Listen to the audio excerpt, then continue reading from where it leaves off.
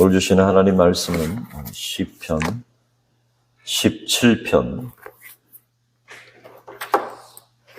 1절에서 15절 말씀입니다. 시편 17편 1절에서 15절 말씀 한 절씩 교독하겠습니다.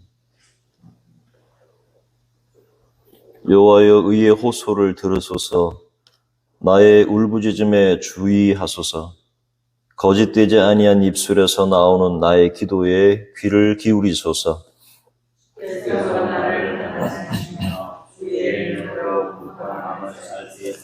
주께서 내 마음을 시험하시고 밤에 내게 오시어서 나를 감찰하셨으나 흠을 찾지 못하였사오니 내가 결심하고 입으로 범죄하지 아니하리이다.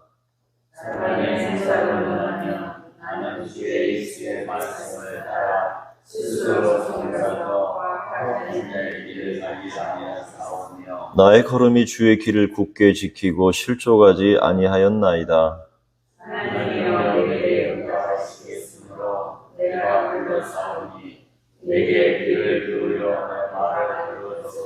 주께 피하는 자들을 그 일어나 치는 자들에게서 오른손으로 구원하시는 주여, 주의 기이한 사랑을 나타내소서.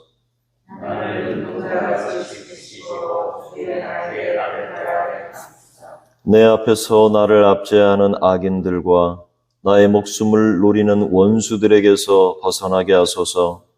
그들의 마음은 기름에 잠겼으며 그들의 입은 무한하게 막아다니며 이제 우리가 걸어가는 것을 그들이 애워싸서 노려보고 땅에 넘어뜨리려 하나이다. 그는 그 긴 것을 제지하는 사사 같으며 은혜하고 제어드린 젊은 사사 같으니이다. 여호와여 일어나 그를 대항하여 넘어뜨리시고 주의 칼로 악인에게서 나의 영혼을 구원하소서. 여호와여 이 세상에 살아있는 동안 그들의 빚을 버는 사람들에게서 지혜의 손으로 나를 구하소서. 그들은 지혜의 재물로 배를 채우고 잔으로 만족하고 그들의 남은 산업을 그들의 자들에게 물려주는 자들이다. 함께 하겠습니다. 나는 의로운 중에 주의 얼굴을 배우리니 깰 때에 주의 형상으로 만족하리이다. 아멘. 시편 17편은 다윗의 어려움을 처했을 때 다윗이 하나님께 드린 기도 중에 하나입니다. 이 기도 안에서 다윗은 자신의 무죄함과 죄 없음을 거듭거듭 강조하면서 하나님의 공의와 그 정의에 호소하고 있습니다.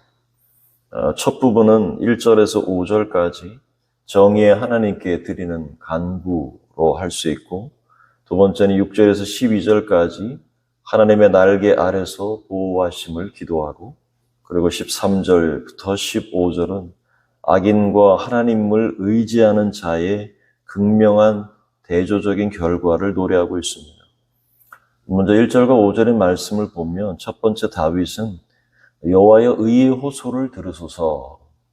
나의 울부짖음에 주의하소서. 거짓되지 아니한 입술에서 나오는 나의 기도에 귀를 기울이소서. 이 고백 속에서 다윗은 자신이 무죄함, 나는 죄가 없는데 라고 하는 하나님께 호소를 볼 수 있습니다. 다윗은 하나님이 그의 말을 주의 깊게 들어주실 것을 확신하고, 그리고 자신의 마음과 행위를 정직하게 보시기를 간구합니다. 자신은 거짓 없이 그 길을 걸어왔다라고 하는 다윗의 고백이라고 할 수 있겠죠. 2절에 보면 주께서 이것을 판단하시며 주의 눈으로 공평함을 살펴주실 것을 기도합니다. 다윗은 하나님의 그 정의로우신 그 심판을 신뢰하는 것입니다. 자기의 마음과 그리고 자기의 행동하는 그 깊은 곳을 하나님께서 살펴보시고 분명하게 헤아릴 수 있다고 확신했기 때문에, 그래서 다윗은 3절에서 그가 밤새도록 하나님 앞에서 자신을 면밀하게 돌아보며 성찰하고 그리고 하나님 앞에서 정직하게 자신을 살펴봅니다. 잠시 시간을 갖는 것이죠. 자신을 돌아보는 그 시간을 통해서. 그 결과 4절과 5절에 사람의 행사로 논하면 나는 주의 입술의 말씀을 따라 스스로 삼가서 포악한 자의 길을 가지 아니하였사오며 그리고 나의 걸음이 주의 길을 굳게 지키고 실족하지 아니하였나이다 라고 고백합니다. 자신은 그런 어려움을 당할 만한 잘못을 하지 않았다. 그리고 하나님이 그 기준에 부합하게 살아왔다는 것이 다윗이 스스로 돌아본 내용의 결과입니다. 하나님, 저는 제 자신의 삶을 돌아볼 때 잘못한 것 같지는 않습니다. 그래서 하나님 앞에 이 기준에 저는 미달되지 않는데 하나님 제 사정을 좀 살펴주시면 좋겠습니다. 라고 그렇게 간구하는 모습이죠. 오늘날 우리도 다윗처럼 그렇게 하나님 앞에 정직하고 의로운 마음으로 하나님 앞에 서야 할 줄로 믿습니다. 우리는 세상의 판단이나 사람의 평가에 너무 마음을 기울일 필요가 없습니다. 세상의 판단과 사람의 평가는 항상 우리의 마음을 뒤흔듭니다. 우리의 부족함과 연약함을 파고들고 결국 하나님 앞에서 죄의식 속에 그런 연약한 존재라고 하는 것을 다른 사람이 내게 하는 말뿐만 아니라 그것을 통해서 내 마음을 꺾고 사단은 그것을 비집고 들어와서 그래, 너 같은 존재가 우리를 주눅들게 하는 그러한 모습을 우리는 보기 때문이죠. 그래서 우리는 하나님 앞에서 세상의 판단이나 세상의 평가가 아니라 하나님의 눈에 정직하고 그리고 하나님 앞에서 올바르게 살아가고 있는지 우리 자신을 그렇게 돌아볼 수 있으면 좋겠습니다. 정직은 힘입니다. 다윗이 자신의 무죄함을 주장할 수 있었던 것은 바로 그가 하나님과의 관계 속에서 정직하게 살아왔기 때문입니다. 이처럼 우리의 기도가 하나님의 정의로운 판단 앞에서 정말 부끄러움이 없도록 우리의 기도가 정말 하나님 앞에서 조금도 꺼리낌이 없도록 거짓 없는 삶을 그렇게 다윗처럼 살아가는 저와 여러분이 될 수 있기를 소원합니다. 두 번째로 보면은 다윗은 이런 근거로 하나님께서 기도에 응답해 주실 것을 확신하면서 하나님의 보호하심을 간구합니다. 6절에 보면 하나님이여 내게 응답하시겠으므로 내가 불렀사오니 내게 귀를 기울여 내 말을 들으소서. 그리고 7절에 다윗은 하나님의 신실하심을 신뢰하고 그 기도가 응답될 것을 기대하고 있습니다. 주께 피하는 자들은 그 일어나 치는 자들에게서 오른손으로 구원하시는 주여 주의 기이한 사랑을 나타내소서라고 하나님 앞에 기도합니다. 여기 기이한 사랑이라고 하는 것은 하나님께서 자신을 구해 주심으로써 하나님은 하나님을 믿고 의지하는 그 사람들을 결코 버리지 않으신다는 굳은 확신과 약속입니다. 그래서 하나님, 이번에도 하나님께서 그 기이한 사랑을 나타내셔서 확증해 주십시오 라고 이렇게 겸손하게 다윗이 나아갑니다. 그리고 8절과 9절에서 다윗은 하나님께 나를 눈동자같이 지켜주시고 주의 날개 아래 감추소서. 내 앞에서 나를 압제하는 악인들과 나의 목숨을 노리는 원수들에게서 벗어나게 하소서라고 기도합니다. 여러분, 하나님의 날개 아래, 그 주의 날개 아래 피하는 자는 원수의 어떠한 공격으로부터도 두려워하지 않고 안전하고 하나님의 보호하심을 받게 됩니다. 오늘도 주의 날개 아래 보호받는 삶 되기를 기도합니다. 주의 날개 그늘 아래 있는 다윗은 든든한 그 하나님을 의지하면서 이제 자신을 괴롭게 그리고 괴롭히는 그 사람들에게 대해서 마지막으로 10절과 12절에 이렇게 묘사합니다. 그들의 마음은 기름에 잠겼으며 그들의 입은 교만하게 말합니다. 이제 우리가 걸어가는 것을 그들이 에워싸고 노려보고 그리고 땅에 엎드러뜨리려 하나이다. 그는 그 움킨 것을 찢으려 하는 사자 같으며 은밀한 곳에 엎드린 젊은 사자 같습니다. 라고 말합니다. 그들은 영적으로 거만하고 입이 더럽고 거칩니다. 그들은 죄악을 일삼으며 의로운 사람들을 넘어뜨리기 위해서 마치 하나님의 사람들을 해하고자 웅크리고 있는 그러한 사자처럼 다윗은 그러한 사람들을 보면서 마치 사자가 그 먹이를 잡기 위해서 엎드려서 기다리고 있는 것처럼 그들이 지금 다윗을 향해서 그렇게 나아온다는 사실을 비유적으로 설명하는 거죠. 이러한 이러한 악인들의 모습은 오늘날도 그렇게 크게 다르지는 않습니다. 여러분, 타락한 인간의 본성은 어디 가나 똑같습니다. 이쪽 가면은 어떤 집사가 있고, 저쪽 교회 가도 김 집사 있고, 또 저쪽 교회 가면 최 집사가 있습니다. 그 말은 뭐냐면 어디 가나 그 문제는 다 안고 있다는 이야기죠. 여기서 피해서 저쪽으로 가면 괜찮을 것 같은데 여기서 피해서 저쪽으로 가보니까 거기에 내가 참 힘들게 했던 어떤 최 집사가 거기 또 앉아 있는 겁니다. 똑같다는 겁니다. 사람의 마음이 그렇다는 것이죠. 크게 다르지 않습니다. 우리는 인생에서 다양한 위험 그리고 어려움을 당하게 됩니다. 그러나 두려워하거나 여러분 놀라지 마시길 바랍니다. 하나님 앞에서 우리도 다윗처럼 의지하고 하나님께서 우리의 피난처가 되시도록 기도하면 주께서 역사하십니다.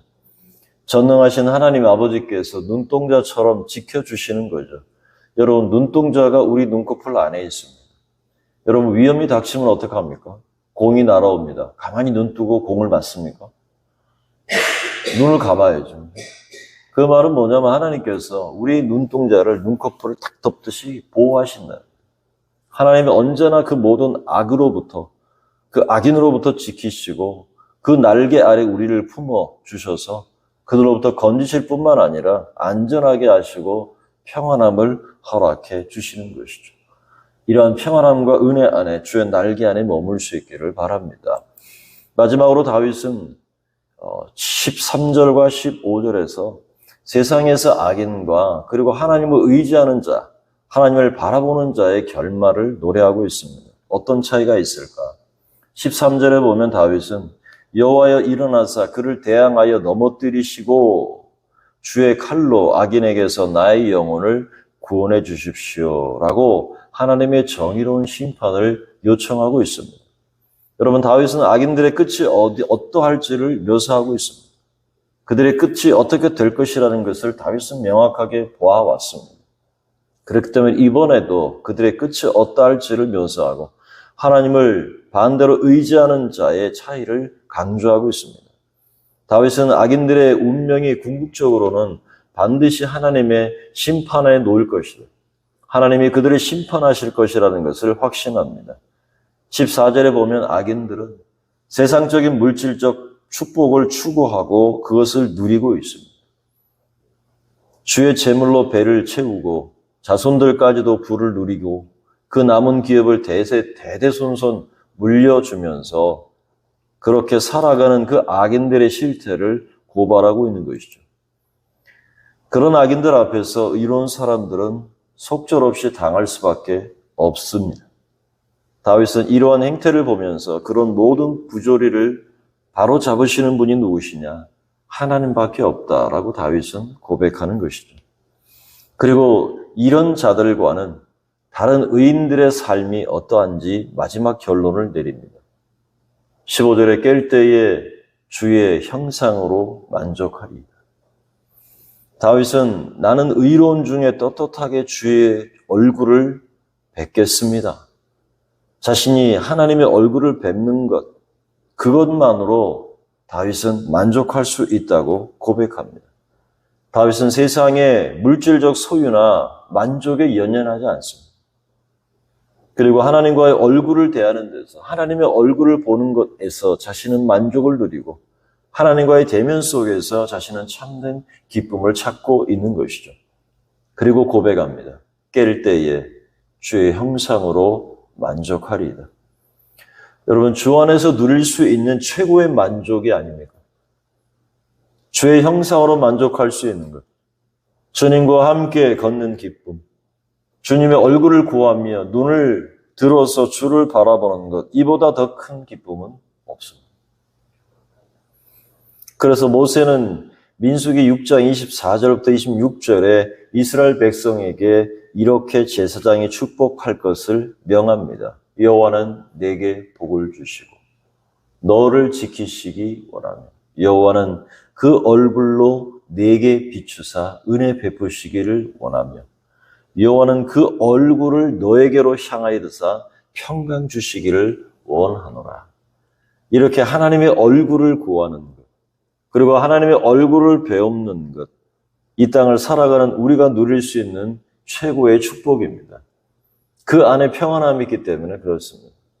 여러분, 주님의 얼굴을 보며 만족함을 누리고 있습니다. 아니면 세상의 걱정과 근심 속에서 여러분 불안하여 살아가고 있습니까?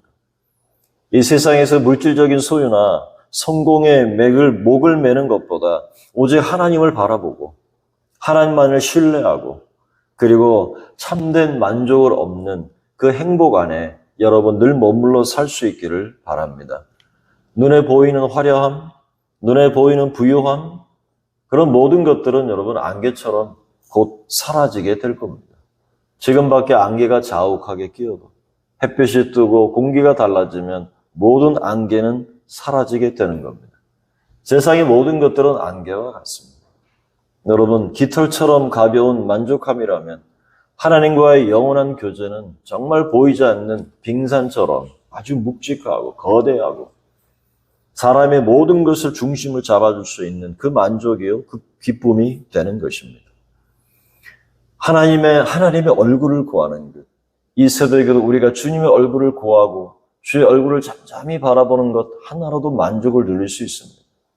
여러분, 기도라고 하는 것은 우리가 우리의 소원과 간구를 주님 앞에 아뢰는 것도 기도이지만 중요한 것은 하나님 안에서 그 얼굴을 구하면서 하나님을 닮아가는 것.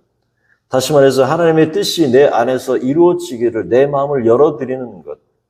내 마음의 고집이 아니고 내 마음의 어떤 확정이나 의지보다는 내 영 안에서 성령께서 내게 들려주시고 하나님의 뜻이 무엇인지를 내게 가르치시는 그 마음을 열고 잠잠히 주님의 그 말씀을 묵상하고 주의 얼굴을 구할 때 하나님의 뜻이 내 안에 들어오게 되고 그걸 깨닫게 되고 내 마음에 확정하고 삶으로 옮기는 것, 그것이 기도의 역사와 응답이 나타날 수 있는 놀라운 방법입니다. 다윗은 이것이 세상의 악인과 하나님을 바라보는 자의 극명한 차이라고 다윗은 결말을 맺고 있습니다. 말씀을 맺겠습니다. 여러분, 시편 17편은 다윗이 하나님의 정의 그리고 그 보호하심에 신뢰하며 드리는 기도입니다. 그는 하나님 앞에서 정직하고 의로운 삶을 살았음을 고백하고 하나님의 정의로운 판단을 기다리고 있습니다. 우리도 하나님 앞에서 정직하고 비록 죄를 짓는 연약함 속에서 죄에 무릎 꿇을 수밖에 없는 존재이지만 하나님 앞에서 그 이로운 삶을 살기를 작정하고 사는 것입니다. 우리의 행동이나 마음이 하나님의 기준에 부합하는지 점검하고 그 정의로운 심판 앞에서 그것을 기다리며 살아갈 수 있기를 바랍니다. 악인들의 공격은 계속됩니다. 우는 사자처럼 산길자를 두루 찾는다고 말하는 베드로의 고백처럼 우리는 전능하신 하나님의 그늘 아래서 언제나 안전함을 누릴 수 있기를 바랍니다. 세상의 일시적인 만족이 아니라 하나님과의 영원한 만남 속에서 참된 기쁨을 우리는 찾아갈 수 있기를 바랍니다. 다윗처럼 하나님의 얼굴을 배우며 그분의 형상 안에서 참된 만족과 소망을 누릴 수 있기를 기도합니다. 우리가 오늘 하나님 앞에서 떳떳하게 설 수 있는 이유, 그것은 하나님의 신실함 때문이고 언제나 우리를 용납하시는 그 기이한 사랑을 우리가 알기 때문에 그렇습니다. 그 기이한 사랑은 오직 예수 그리스도를 통해 오늘 우리에게 주어졌지요. 그 사랑만이 우리가 하나님의 얼굴을 구할 수 있는 유일한 근거입니다. 그 사랑 안에 살면서 그 사랑 안에서 눈을 뜨고 주님의 형상으로 만족할 수 있는 여러분의 인생이 되고 제 삶이 되고 오늘 하루의 삶이 될 수 있기를 주의 이름으로 축원합니다. 존귀하신 하나님 아버지 감사합니다. 오늘 다윗이 자신의 그 마음을 살피며 정직하고 하나님 앞에서 의로운 삶을 그동안 살아왔음을 주님 앞에 펼쳐놓고 하나님 악인으로부터 하나님께서 보호해 주실 것과 주님이 나의 피난처가 되시고 주님의 날개 아래서 보호받음을 확신했던 다윗입니다. 그러면서 하나님 그들의 악인의 삶이 이 땅에서의 눈에 보이는 화려함과 만족함과 풍요적인 삶을 살아가지만 결국은 안개와 같이 사라질 것이라는 덧없는 인생을 하나님 다윗은 노래합니다. 다윗은 깰 때에 주의 형상으로 만족하며 하나님이 함께 하시는 그 한 가지 이유만으로도 행복과 만족함을 누렸습니다. 하나님 아버지, 오늘도 우리의 삶 속에서 주님이 함께 하시는 그 은혜와 주의 날개 아래 피하기를 원하고 하나님께서 함께 하시는 그 눈동자같이 지키시는 그 보호하심 아래 오늘도 주님으로 만족하는 오늘 하루의 삶이 될 수 있도록 인도하여 주시옵소서. 존귀하신 아버지, 오늘도 우리 사랑하는 성도들 생업과 기업과 산업을 붙들어 주시고 형통한 은혜와 하나님의 영광을 위해 쓰임받을 수 있도록 귀한 물질을 얻는 재능을 허락하여 주시며 하나님 그것을 통해서 마음껏 쓰임받는 우리 성도들의 삶이 될 수 있도록 복을 더하여 주시고 우리 자녀들에게 지혜와 명철을 주셔서 하나님의 영광을 쓰임받도록 하나님 보호하시고 동행하여 주시며 주님의 지혜로 충만하게 역사하여 주시옵소서. 집중력을 주시고 이해력을 주시고 분석력을 주시고 암기력을 주시고 창의력을 허락하여 주셔서 탁월한 우리의 자녀들 이 땅 가운데 하나님 서갈 수 있도록 복을 더하여 주시옵시고 육신의 연약한 자, 아버지 마음이 병들고 어려운 자, 무거운 자 모든 짐을 주께 내려놓고 마음에 쉼을 얻게 하시며 오늘도 주와 함께 동행하며 주와 함께 승리하는 우리 성도들의 삶이 될 수 있도록 주님 붙들어 주시고 함께하여 주시옵소서. 우리 주 예수 그리스도의 이름으로 기도드리옵나이다. 아멘.